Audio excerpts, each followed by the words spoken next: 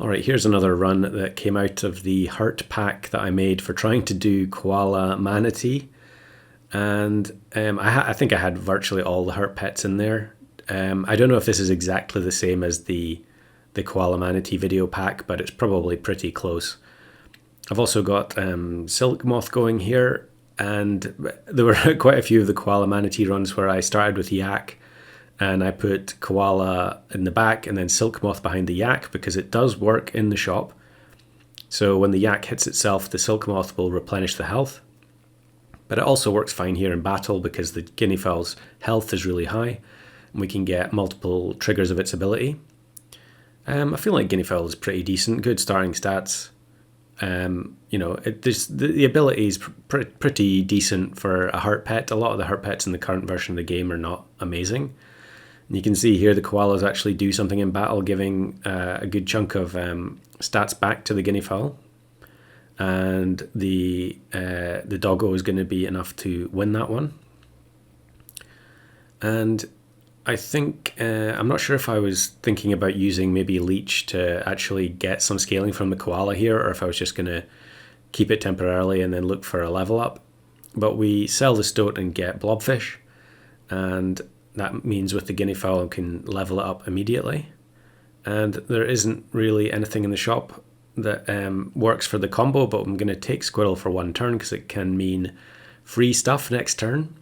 And I guess I should mention some of the pets that have actually been changed in the current version of the test server. So almost all of the food pets have been changed from pack 1. So squirrel will no longer create additional food. So you can see here it creates the strawberry and then it discounts everything, but now it will only do the discount. So you can't stack squirrels to create lots of extra foods. You can still stack them to reduce the cost. And here I sell the stoat and get a 1/1 woodpecker. So there is the start of the combo. It does mean that the silk moth is now kind of useless because we can't position it behind the guineafowl.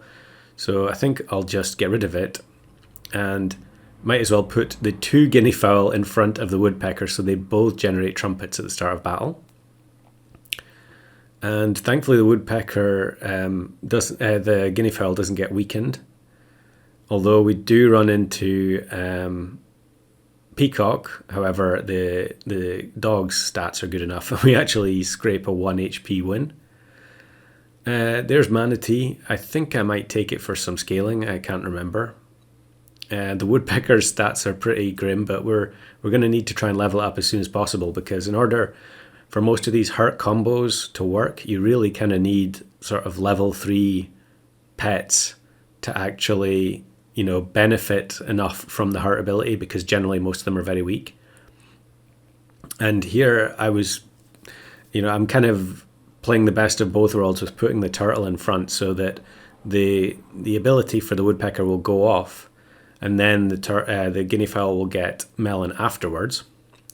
And here I'm maneuvering to get another koala in, which I'm not really sure that's the best play. I should, just get rid of the koala, get another squirrel in, and we can potentially get some cheap stuff next turn. Here's someone running a cockroach, and I think we should be okay, even though they're going to trigger the level up on the jellyfish. So yeah, there's quite a few things on the test server that might be decent with woodpecker. It was the flying squirrel, but they've now changed it to be the wolverine that gives extra damage to snipe pets when you put it next to them. And obviously woodpecker's big disadvantage is that it doesn't really deal a lot of damage. Being able to guarantee hit the front 2 slots is very, very good, but the fact that it just doesn't do much, it's not going to kill anything really unless it's a summon team. So we get the win there, and unfortunately the squirrels overwrite the the woodpecker there. I guess that is one of the bonuses of the change to woodpecker to squirrel, is that you will no longer be overwriting pets that you might have wanted, and most importantly, you're not going to be overwriting sloth. Now here I get seal and sauropod, And so I think I decide to go for a food build to scale up the woodpecker and the guineafowl, because abilities alone are just not going to work in custom packs. So here I decide to freeze the chocolate and get the double discount for the squirrel next turn. And then we'll probably do the same thing with the crow. This team, I guess that's another thing that's changed, is that I guess all the hurt pets are now going to be hurt and faint. So in theory, I'm assuming guineafowl will also generate trumpets when it faints.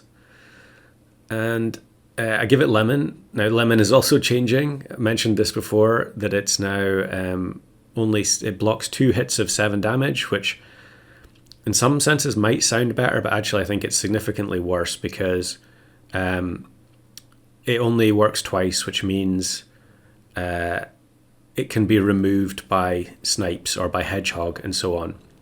So the current lemon, you can take as many hits as you want, just the same as garlic, but the new lemon, that won't work anymore.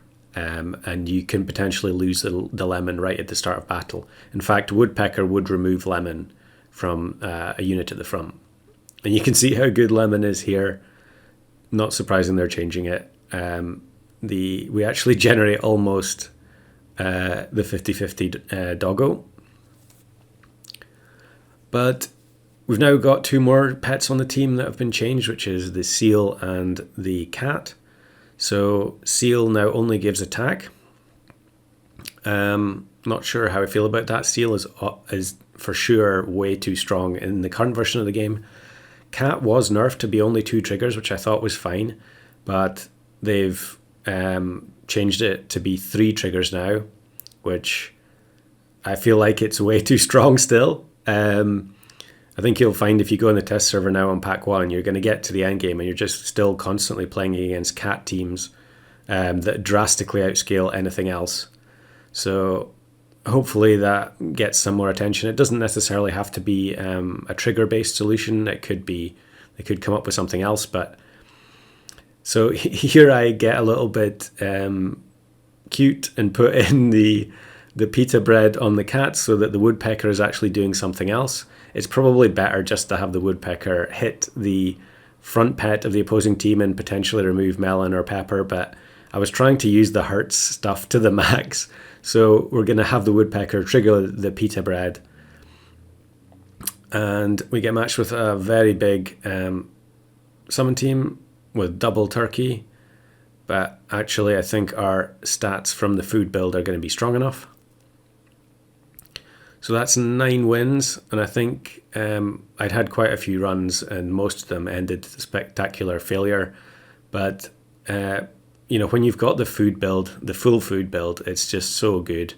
At least it is at the moment. And I think here, I'm just going to give the strawberry, overwrite the equipment, because I'd rather have extra stats. And we do still have 4 hearts, so if I lose the next run, I'm fine. And it's back-to-back summon teams, which is basically perfect for the lemon guineafowl. Even though it is double eagle, it all depends on what they get from the eagle spawns, I think. And although they do get orca, I think they probably needed something a bit more potent, maybe walrus, something like that. Though I guess walrus could overwrite some of their other summons. And out of the whale, it's another eagle. But the pita bread means that we're actually going to clear the eagle with the sauropod, and the doggo gets the win. So I've actually got some other bonus clips here from some of the other woodpecker runs that I had. It is one of these pets that can generate quite a bit of funny stuff. So here's one where I'm going for Triceratops woodpecker, and the matchmaking system lines me up with opposing woodpecker tiger. So their woodpecker triggers the Triceratops a whole bunch of times, gives me tons of extra stats, and it's a comfortable win. It's always nice when you get matched with the absolutely perfect opponent. But I don't think this run went much further beyond there. Here's another one where I've got manatee buffing the woodpecker, but I haven't found the Triceratops yet. And something very unusual is going to happen here, where I get matched with a 2 squad with turkey, and a front woodpecker kills backline turkey simply because they didn't have enough pets. So I don't think I've ever seen that before. And here's one where I actually had a really good combo going with Triceratops woodpecker. We're on 9 wins even. So we're in video territory, and I get matched with someone who's done the 50-50 shop when they've got 4 50-50 pteranodons. So I can't be too mad. Maybe they went on to get 5 of a kind pteranodon. So still, that was a fun run.